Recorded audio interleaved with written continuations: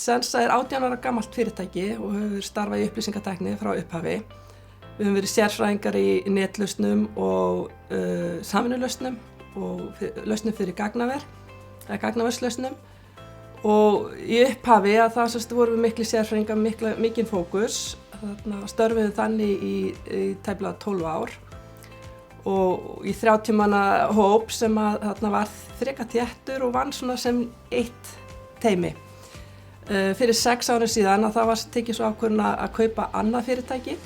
sem var meira í rekstur og hýsingu á upplýsingatæknilausnum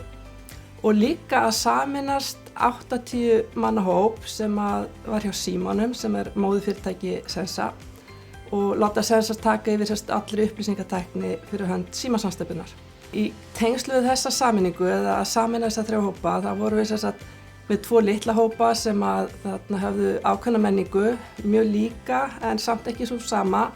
Það svolítið annað disiplín að vera í rekstur og hýsingu heldur en að vera í sérfræðiþjónustu. Og þessir hópar störfuðu svolítið flatt og svona í teymisvinnu og svo kom inn 80 manna hópur sem var vanur ansi miklu skipulagi og ansi mikilli hierarkíu í sínu skipulagi. Og þarna þurftum við svo að finna hvernig ætlum við að láta þetta allt vinna saman og stóra áskorunin í svona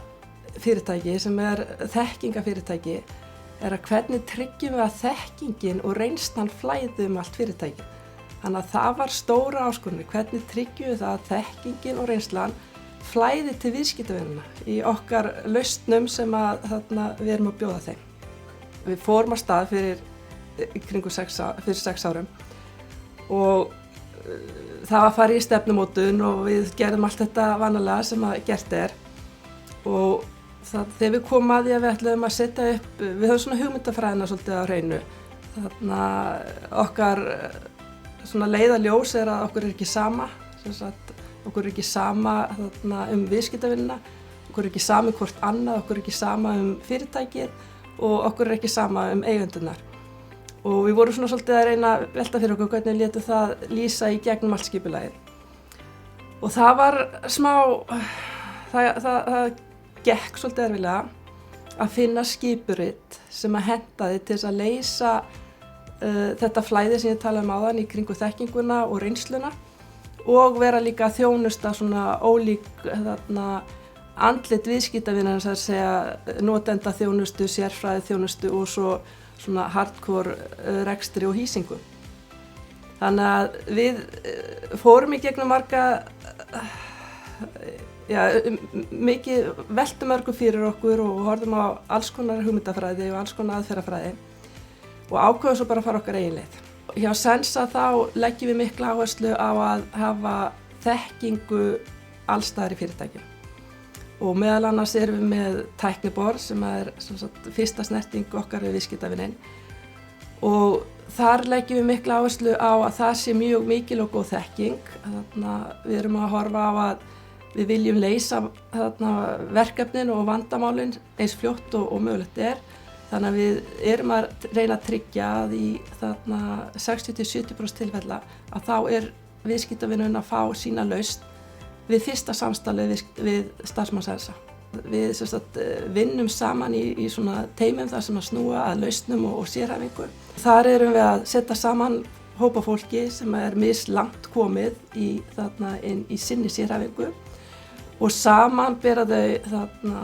ábyrgð á því að hjálpast að vaxa. Og því að ef þú heldur ekki áfram að vaxa, það hvorki gott fyrir þín í fyrirtækið og ef þú ert alltaf með alltaf gömlu verkefnin á bakinu að þá færð ekki tækifæri til að vaxa. Þannig að við erum svona að vinna með að þeir sem eru lengra komnir og eru með meiri reynslu að þeir eru mentorar fyrir þá sem eru nýrri og til þess að og það sé algjörlega forsenda fyrir þá sem eru lengra komnir, þeir sjá gildi í því að vaxa með því að þróa þá sem eru með sér og þannig fer allur hópurinn áfram. Já, svo þetta spurningin alltaf hver á að ráða og hver á að ákveða. Og við viljum meina að oft á tíðum þá erum við að setja mjög mikil áherslu á hvenær erum við að ákveða hverjir fara til útlanda eða hvað við kaupum af ykkur og það eru bara litlu tölunar. Hjá okkur til dæmis stóru tölunar eru launakostnaður, það er að segja það sem starfsmennirnir fá, það er að segja vinnuframlag starfsmanna. Og við höfum hugsað mikið hvar erum við í rauninni að setja frjálsræði og hluta þessari teymisvinnu og þessari hugmyndafræði sem við vinnum eftir í rauninni að gera okkur að við séum meðvituð það á ólíka starfsmenn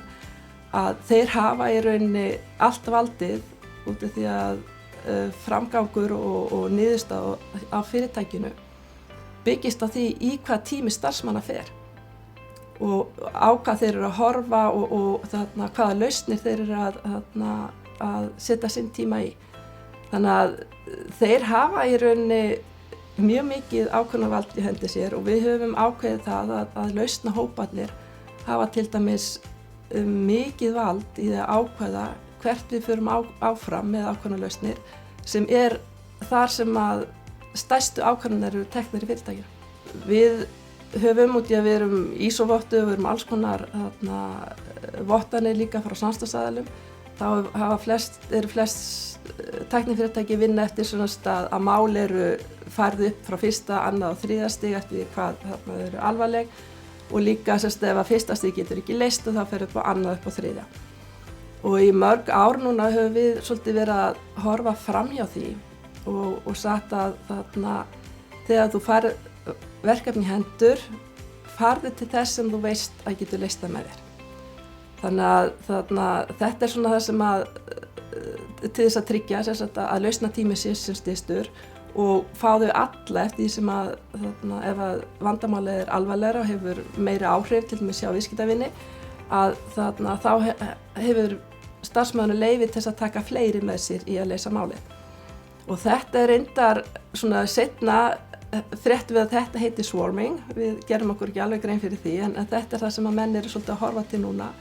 að til þess að leysa þetta eru flókin mál þegar við lendum í vandanum tengist það oft fleiri en einu svona þekkingarsviði þannig að það mjög mikilvægt að frá upphafi sé þekking frá öllum sviðum að koma inn í staðan fyrir að málið sé svona ping-pong þetta ekki hjá okkur, getur þú tjekka hvort þetta sé þér, þetta ekki hjá okkur. Þannig að þetta swarming svolítið að taka á því vandamáli. Varðandi gegnsæi, þá trúum við því og það hluta því að vera til þó við séum ekkert sérstaklega kannski að stefna því að vera til en við horfum ekki til þeirra hugmyndafræði og við trúum að gegnsæi sé það sem að geti skapað mikið virði hjá okkur. Við reynum að vera mjög opin með tölur. Það kemur þó í ljós að sumir bara hafa ekkert rosalega áhuga á tölum og vilja bara fá að vera að vinna í sínu. En við stefnum alveg að því að vera algjörlega gegnsá með launamál og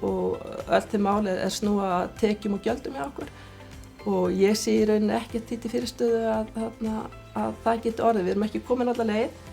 en erum á hverjum degi í rauninni alltaf að setja fleiri og fleiri upplýsingar svo fyrir utan bara allar aðra upplýsingar sem að fólk þarf að hafa til þess að geta unnið vinnuna sína. Hvað varðar starfsmennina til þess að takast á, þetta náttúrulega gífurlegar breytingar og fyrir marga var þetta alveg rosalega erfitt að ef þú tekur frá girðingarnar og tekur fólk úr bóksinu. Við höfum svolítið öryggi í að vita hvert bóksið okkar er. Þannig að við höfum svona unnið aðeins með þetta og náttúrulega fyrir utan að tala mikið og þróa þessa lausnahópa að þá fórum við í smá æfingu í kringum persónuleikapróf sem geta líka verið mjög viðkvæm út af því að það eru margir hjá okkur sem bara ekki eins og á internetinu út af persónu njósnum. En við tókum öll próf til þess að átta okkur á, ekki til þess að átta okkur á hvort þessi sé betri hinn eða í þessu hlutverki heldur bara svolítið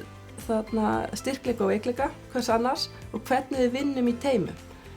Og þetta hefur hjálpað, ég get alveg sagt persónulega frá sjálfur mér að ég hef tekið oft svona próf. Þetta er svona Myers-Briggs típa sem við tókum og ég hef alltaf horft bara sjálf á mig. Bara, hvað ég er æðisleg eða hvað ég er kannski ekki góð í þessu en það er líka alltaf það er ekki mikilvægt en þegar þú ferð að taka þetta svona og skoðar út frá öðrum sem þú ert að vinna með, þá breytist dýnamíkin algjörlega og það svona það sem hefur hjálpað okkur mörgum að fara í gegnum þetta próf, skoða svolítið hópinn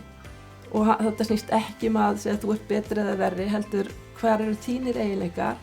og ýmislausna í teymanum hjá okkur að þá sko ekki láta þann sem að sko á erfitt með smáatriði vera að sjá sko fundagerð eða halda eitthvað lista. Svona þess að ég bara einfalda dæminu og þarna ekki þrýsta á þá sem að bara eiga erfitt með að sleppa fram af sér og vera í einhverju hugarflugi. Þarna ekki pína þá áfram í að koma með eitthvað heldur að leyfa þeim bara að fara heim og hugsa og koma svo þegar þeir eru bara búnir að hugsa þetta sjálfur í gegn. Þannig að bara þessi æfing sem er ekki flókin, ég held að mjög margir hafa tekið svona próf, en að setja hann í þetta samhengi, hvernig þú ert að vinna með öðrum, að hún hefur hjálpað okkur töluvert bara í að svolítið að sætta okkur við að við erum ekki alveg í bóksinn og skynja sko að kannski hefur hvert okkar rými til þess að gera eitthvað meira. Ég hef talað að skipurit nútímans séu svolítið afrit af skipuriti rómverska hersins og ég held að til þess að við breytum fyrirtækjum í takt við það sem að gerast í samfélaginu og maður sér þetta mjög greinilega með unga fólki sem að koma til vinnu sem að hugsa allt aðra hluti, það að hugsa hlýnun, það að hugsa umhverfisvernd og ýmsa hluti sem að mín kynslóð var ekki að hugsa Ef við ætlum að leyfa þessu fólki að þroskast, að þá þurfum við líka að hafa skipulag á fyrirtækjum í takt við það að fólk fá að þroskast. Og við erum líka að sjá að það fullt af störfum sem við erum að hverfa í nánustu framtíð. Og þá þurfum við líka að vita hvernig við ætlum að taka fyrirtækin og fólkið með okkur til þess að geti breyst. Við erum að horfa á að jafnvel næstu kynslóðir verði með margan ólíka starfsframa í sinni lífstíð í staðinn fyrir ég búin að vera í 18 ár hjá Sensa. Þannig að skipulag fyrirtækja þurfa að breytast og hugmyndafræðin, það held ég ekki ein hugmyndafræði sem að virkar fyrir alla. Það eru fullt af aðferðum til og maður getur farið í Blue Ocean eða Corporate Life Cycles eða allt þetta en ég held að við þurfum að gera okkur grein fyrir að það ekkert eitthvað eitt sniðmót fyrir fyrirtæki og þurfum að gefa okkur tíma til þess að átta okkur hvað það sem hentar okkur.